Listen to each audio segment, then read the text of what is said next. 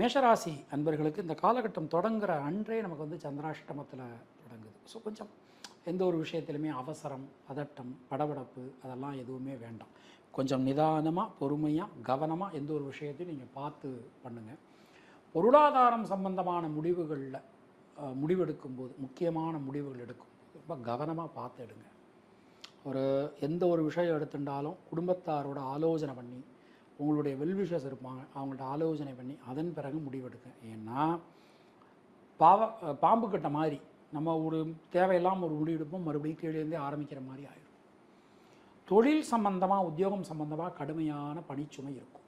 ஒரே நேரத்தில் பலவிதமான வேலைகளை செய்ய வேண்டிய சூழல்கள் உங்களுக்கு உண்டாகலாம். அதெல்லாம் நீங்கள் கொஞ்சம் கவனமாக, பொறுமையாக பார்த்து நடந்துக்கணும்.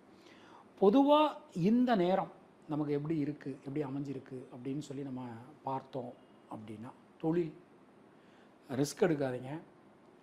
ரொம்ப திட்டமிட்டு எந்த ஒரு காரியத்தையும் செய்யணும். உத்தியோகத்தினருக்கு உங்களுக்குன்னு சில பொருட்கள்லாம் கொடுத்துருப்பாங்க வேலை செய்கிற இடத்துல, அதெல்லாம் கொஞ்சம் கவனமாக நீங்கள் பார்த்துக்கோங்க. அது மாதிரி வெளிநாட்டிலலாம் இருக்கீங்கன்னா இந்த பாஸ்போர்ட் சம்மந்தமான விஷயங்கள் இதிலெல்லாம் நீங்கள் கொஞ்சம் கவனமாக இருந்துக்கணும். பெண்களுக்கு இந்த நேரம் நமக்கு எப்படி இருக்குது அப்படின்னா, எந்த ஒரு விஷயத்தையும் திட்டமிட்டு செய்வது உங்களுக்கு நல்லது. மாணக்கர்களை பொறுத்தவரை கல்வி சம்பந்தமான விஷயங்களில் அதிகமான கவனம், சிரத்தை, முயற்சி என்பது அவசியம். அஸ்வினி நட்சத்திரத்தில் பிறந்தவர்களுக்கு உடல் ஆரோக்கியத்தில் அதிக கவனம், சிரத்தை என்பது அவசியம்.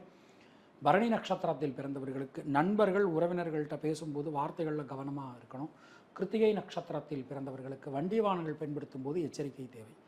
தினசரி முன்னோர்கள் வழிபாடு செய்து வருவது உங்களுக்கு சிறந்த பரிகாரம். உங்களுடைய அதிர்ஷ்டமான எண்கள் 2, 3, 9. அதிர்ஷ்டமான நிறம் நீலம் மற்றும் சிவப்பு.